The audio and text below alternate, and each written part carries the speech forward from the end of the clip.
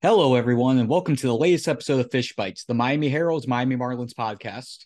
I'm Jordan McPherson, and first off, Happy New Year, everyone. We made the 2023, and that means we're that much closer to the baseball season, and we have some news to talk about in this episode.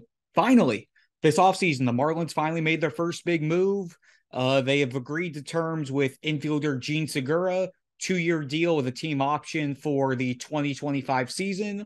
The deal has not yet officially been announced. It's still pending his physical, and the team will announce it once that physical gets cleared. And once that does happen, Miami does need to make a corresponding move to get Segura onto the 40-man roster. We'll get through all of those logistics in a little bit, but first, the deal itself. 2 years, $6.5 million in 2023, $8.5 million in 2024, and then a team option in 2025 for $10 million or a $2 million buyout. And the way this is going to work for him, his role defensively, barring something happening between now and opening day, the plan is for Segura to play third base.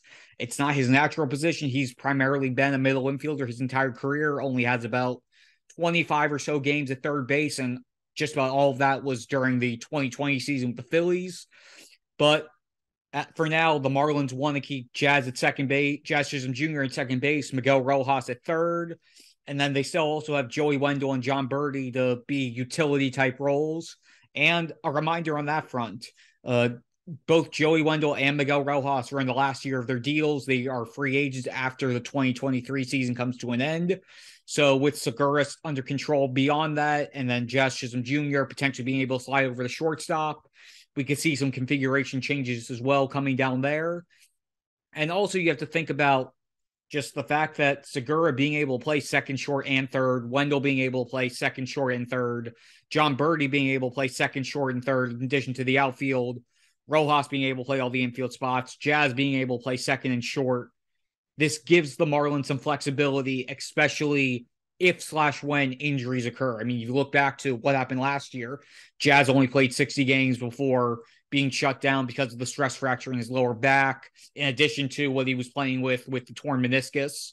Both Joey Wendell and Brian Anderson missed the entire month of June last year, which meant the Marlins had to play John Birdie exclusively at third. And then when you also saw other guys going down at times, they'd call guys like you had Joe Dunant who were getting extended reps, and then other guys who may have been rushed up and not put the Marlins in the best case scenario. At this point now, their infield depth is actually pretty good, especially if you're going to have Segura being your everyday guy. That means Wendell and Birdie being your quote unquote bench guys who can play anywhere. Wendell is a lefty, Birdie is a righty, and you saw the production from both of them when they're healthy. That gives the Marlins some increased depth, some needed depth that they didn't have last year to be able to fortify their team for when they get into some worst case scenarios type deals.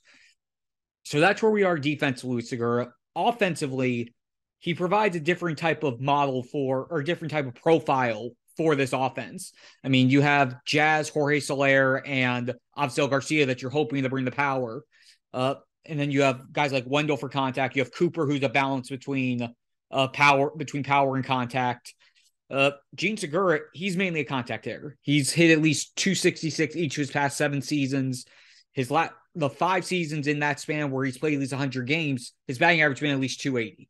And he's not really a power guy, but he gives you that contact that you need to give some different looks in the lineup. And you look at some of his StatCast data, 16.3% swing and miss in his career since 2015 when StatCast first began tracking data.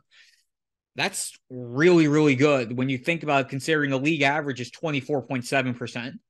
He only has a 13.8% strikeout rate in his career and only struck out more than 20% of the time in a single season once. And that was the pandemic shortened 2020 season where numbers really were tough to define throughout the league about good years, bad years, what to make of them. And even then, it was only 20.7%. And the big area in the lineup where Segura is going to help, he's great against lefties, a facet of the game which the Marlins were very bad at last year. They were last in MLB with a 208 batting average against left-handed pitching and just a 598 OPS against left-handed pitching. And yes, one player alone isn't going to completely remedy that problem. But when you look at Segura's numbers, his batting average splits are about equal, 285 against righties, 284 against lefties. But when you look at his power numbers, he has a 438 slugging mark against lefties compared to 398. That's a 40-point improvement. A 780 OPS against lefty compared to 724 against righties, 56-point improvement. That's going to help the Marlins, especially when they start figuring out lineups and platoon options and whatnot. This gives them another good option when they're going up against lefty pitching. And when we look at where the Marlins are at right now, just based off of where their roster stands, your catching situation, you have Fortes and Stallings behind the plate. Your infield right now is Gary Cooper, Jazz Chisholm Jr., Miguel Rojas, Jean Segura, and then the combo of Wendell and Birdie. Your outfielders, you got Jesus Sanchez, Brian De La Cruz, Avisail Garcia, Jorge Soler. The ideal situation is for Soler to DH primarily, and that just makes sense just for the fact that you try to keep him as healthy as possible. If you limit his time in the field, that gives you a better chance of keeping him healthy.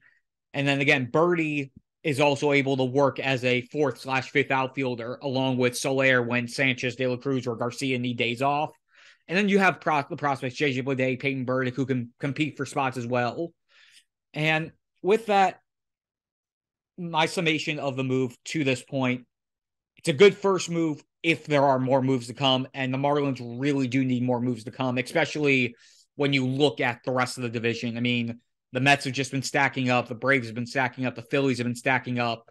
So if this is the first move, the first domino to get the rest of the dominoes to start falling, I applaud the move. If it's the only move, it's a complete head scratcher considering what the Marlins still need to accomplish. And there are significant steps that need to be done in order to improve this roster over the next month and a half before spring training begins. The primary move, I know center field is probably where everyone's looking at. I'm going to get to that in a minute, but the Marlins need a second first baseman. That's just point blank basic roster construction needed. They only have one true first baseman on their 40-man roster right now, and that's Gary Cooper. And as good as Cooper has been when he's healthy, he does have that injury history. He's been on the IL at least once every year that he's been with the Marlins, and every year he's been in the big leagues. And they're going to need somebody to supplement him and somebody to be able to break up some of the reps with him at first. And right now, in terms of their in-house options, on the 40-man roster, the only guys who have any sort of first base experience, Charles LeBlanc got some reps there toward the end of last season, even though he's primarily more of a second and third baseman. Miguel Rojas could obviously slide over there in a pinch, but the Marlins right now are still adamant about him being their shortstop. And if you dig further into the minors, Gerard Encarnacion played some first base in the minors, and I believe he's been getting some reps there in winter ball, but he hasn't played there in the big leagues yet. And their top option in the minor leagues is Troy Johnston, who was great in Double-A last year, got a taste of Triple-A toward the end, but he still, I feel like, needs some more seasoning before you call him up and get him up here.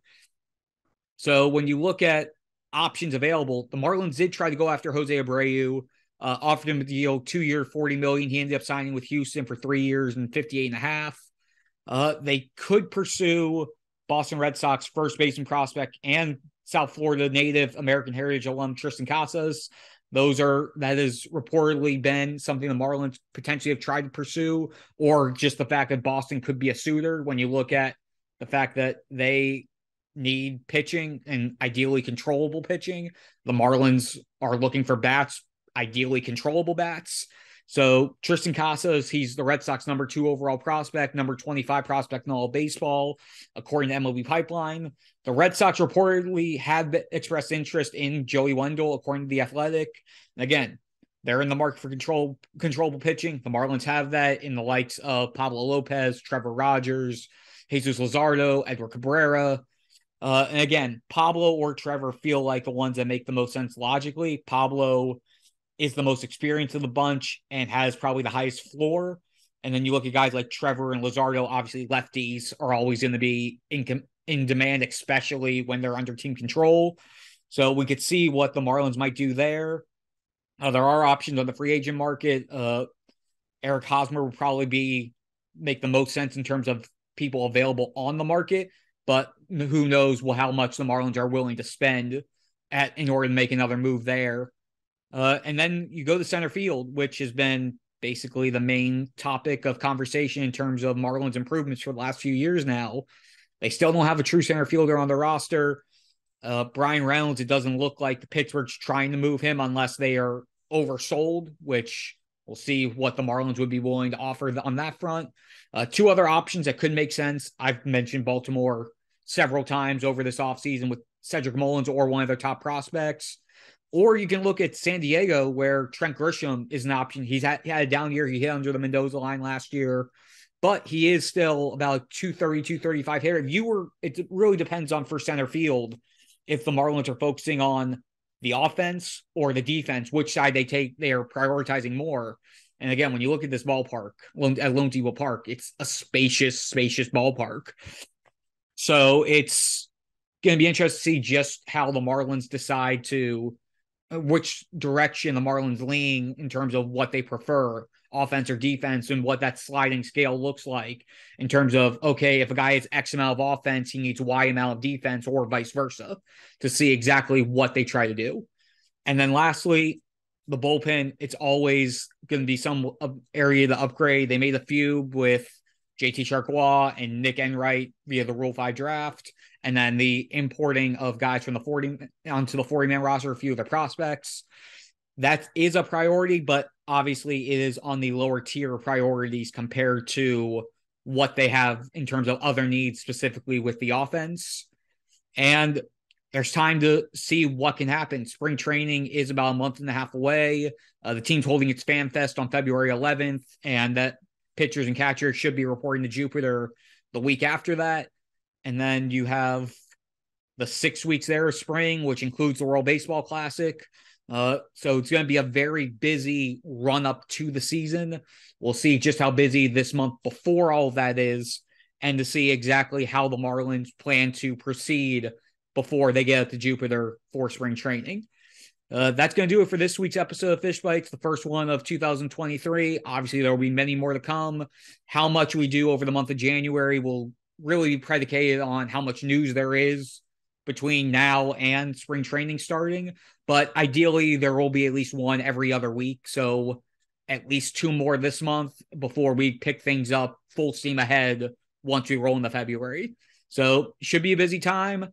How much everything actually pans out will remain to be seen. But for now, thanks so much for tuning in, and we will see you again. Thanks so much.